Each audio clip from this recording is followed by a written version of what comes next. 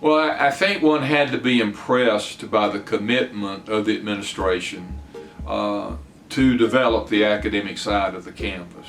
For example, when they were having their search for the new dean, they ended up hiring not just the top candidate, but all three of the top three candidates for the deanship.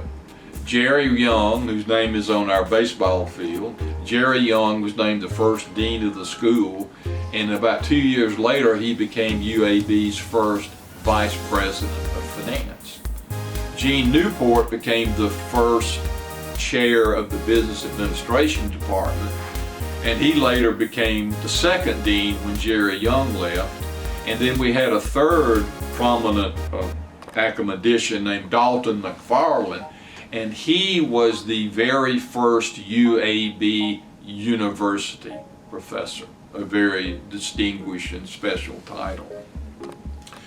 So under their leadership, our School of Business became only the second school of business in the state to be accredited by the AACSB.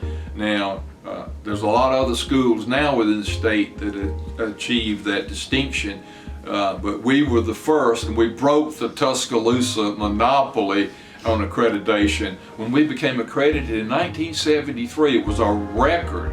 The school was created in 71, we're accredited in 73. That was an astonishing idea.